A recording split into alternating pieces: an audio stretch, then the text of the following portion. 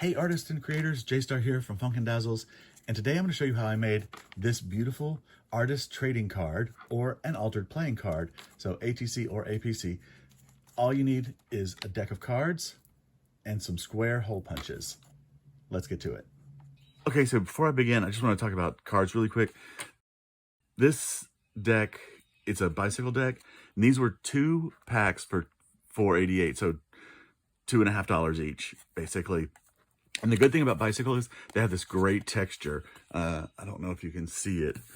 This is like a Crown version or a Vegas version, but it's like very slick and smooth paper. But this has that texture. Can you see that?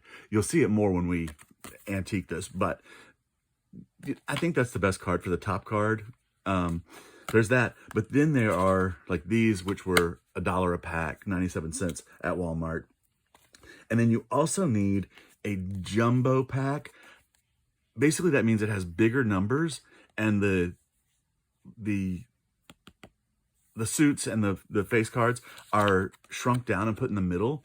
And we want to have something small as our third card. So basically, you need at least 1 pack of cards and one pack of regular cards and 1 pack of jumbo cards, which I got this at the Dollar Tree, and there are 2 packs for $1.25. So that's what the jumbo means. And just look at the images on the picture, on the thing. You can see like that's a regular one, and it shows that it's not in the little rectangle. So that's what you want. Also, I just found out a thing. Let's see. One of these boxes here, Pinochle. I didn't know what Pinochle meant. I mean, I know it's a game, but the Pinochle deck means there's 9 through ace, okay, of each suit, but twice. So you get twice as many face cards in a Pinochle deck. So get a Pinochle deck if you can. A bicycle Pinochle deck, so you have the texture, whatever. We also got cards at the Goodwill. And they were like this. It's so different from this card, right? It's like orange and yellow and red. And so I think a couple different kinds of cards looks better in this, and I'll show you why in a minute. But let's just get to what we need to do, okay? We need that card. So on this one, I'm actually going to do King, King, Jack as the back card. And you can change that back card. We'll get to that in a second. Basically, what we want to do is punch a hole in the top card. And that's a 1 1/4 inch hole. Okay. I spent some time figuring out how to center this. So just get your punch as centered as possible, and then use a template on each card after that. And so like, I've marked the center of this plate so I can look and line it up on the back. So when I put this card in, well, I know it needs to be right under the little belt buckle thing, and that belt buckle is center of the card. So if I slide this in, get it lined up with that, get it nice and straight. And what I was doing is I pushed down on it just a little bit, make sure it's straight, and press, okay? I'm going to figure out something really clever to do with these later, but we got that. So we have our first window. Now the second window, I found it helpful to have, this is a 3/4 inch square punch. I had a 1 inch punch, but I don't know where it is, but this is what I've been using. I think it could be better with the, I don't know, it could be better with the 1 inch punch. Where's my thing? You can see, you get pretty good size of the picture. So to do the next hole on the middle card, I lined that one up there, and I laid this little punch out in here to center it. So I had to see where the center looked best. And what I've discovered is it's right at the bottom. The bottom line matches that up. Whatever you can do to figure out your best looking center. Okay. And then we've got a window there. Again, the kind of thing. And now we have our 3 layers.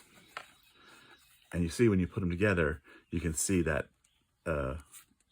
face card inside. Now you might want to put something different in there. On a couple of mine, I used, here they are, jokers, and I really like this look. Now, with most decks, the joker is higher than that, so I just adjusted him like so and cut off the bottom. And I like this because it's like, oh, even if you're a king, you know deep down you're a fool inside. Okay, so you can do something like that, or whatever, 2 jacks that dream of being a king. So think about that. This joker is really cool. It's a king of spades, which I'm using on a bicycle, and he fits perfectly in there. And I love that because you get that repetition of the crown down there too. So just look around. Then I found these decks. These are the Gold Crown and also Vegas brand. They're the same thing, the same company. But I found this card, which is like a jstar fool. I mean, he's got blonde hair. It's black and white. It's got stars on it. How much more perfect could it be? Except now it's a flaming star. What? Okay. But he is too big. How about that? I didn't even think about that. So it could read like that, but I think his face is too big. I'm going to save this for another day because that's a cool card. I think I'm going to use this card. This is good. All right. So we have the little king in there like that. All right. Next thing you want to do is sand the card down.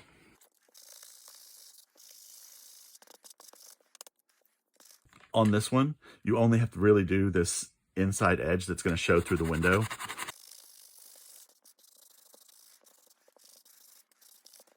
This does get a little messy. And then we're going to do the interior of this one. And I don't want to sand it too hardly, too deep. I just want to take off a little bit of the gloss. Yeah. Nice. And again, this is that bicycle one, and it just has such good texture. You can see it. Like, well, when we age it, you'll see better. Okay, let's clean that off. All right, so we have our 3 distressed cards and our distressed oxide blending brush and distressed oxide. And I just want to go lightly. Well, we'll do this first edge. When you stamp like that, this is going to have so much ink on it. Just make sure that you either blot it off or just use it gently along the edge somewhere that you can get rid of some of that ink that's on there.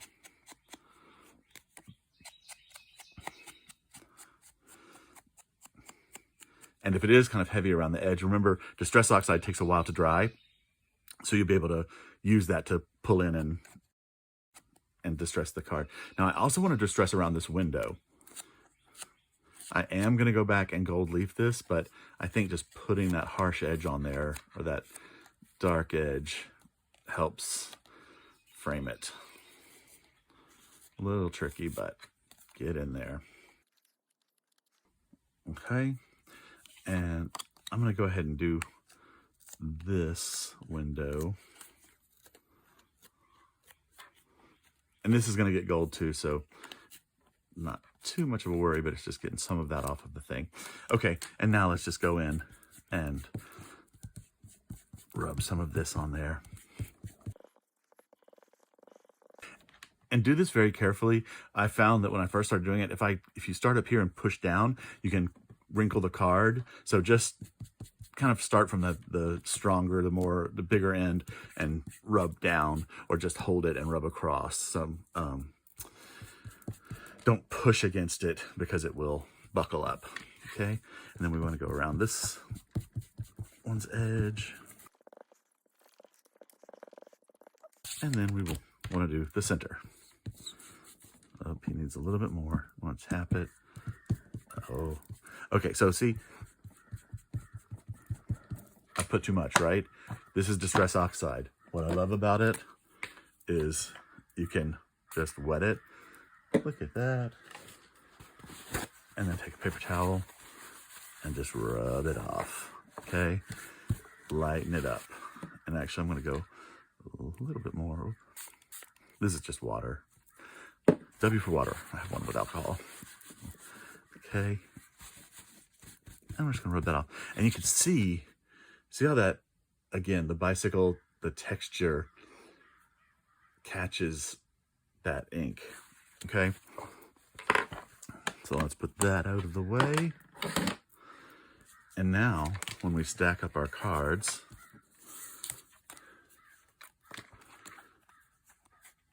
they have that, okay? Pretty cool. Now, before we assembled them, we want to gild the interior edges. And I have the Deco Color Premium Gold Pin. Oh, that's my old one, actually. Let's see if this is the new one. Oh, here's the new one. I know that's the new one. So I have a lot of them. Do I like gold pins? I do. So this is the new one. Deco Color Gold Pin.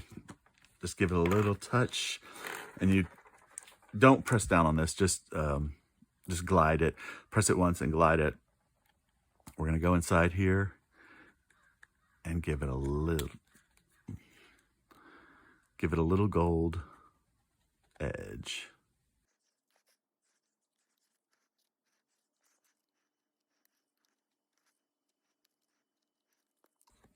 Okay, so now we have those edges gilded, and now when you put them together, you can see that helps make a difference too. Helps the framing. And now we're just going to stack these up with some, whatever you call this stuff, foam mounting tape, okay? And I got this at the Dollar Tree, and they're just little, chiclets of stuff. Make sure this gold is dry. It does take a minute because it's oil-based, so just make sure it's dry. In fact, I'm going to wait just a second before I do this. Okay, I think it's had enough time to dry. Now, we're going to use this mounting. I just basically found out that this came in black as well. Not at the Dollar Tree, though. But especially on this top layer, it could be nice to use the black because, I don't know, if you look at it sideways, you could see some of this, but not really a big deal.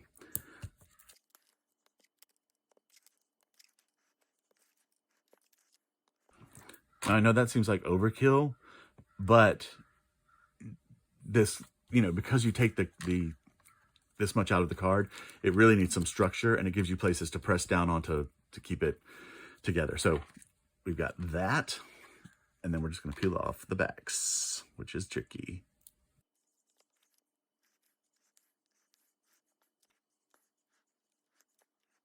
Okay, so I have all those peeled off, and I want to affix it to this card.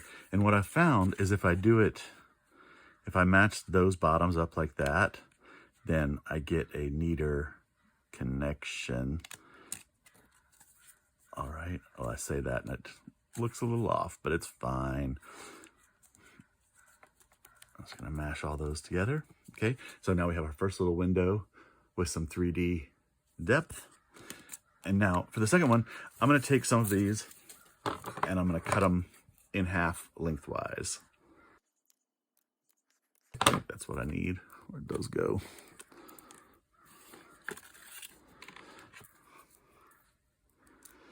And we're gonna position them in the same places as we did before. And actually, use that one. Because we want these to stack up on those same places, okay?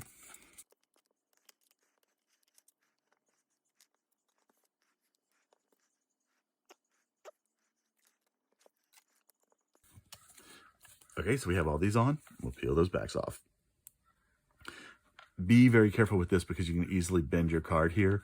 So just be careful with it.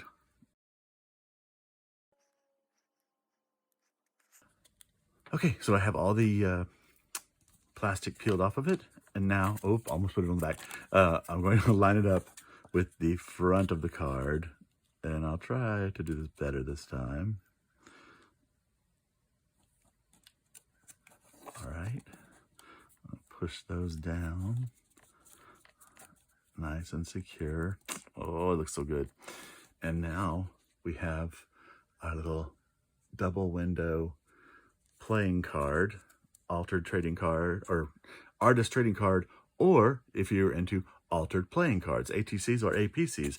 This is cool. And the last thing I'm going to do is just give it a gold edge. And I have to be very careful here because I do tend to run off the edge.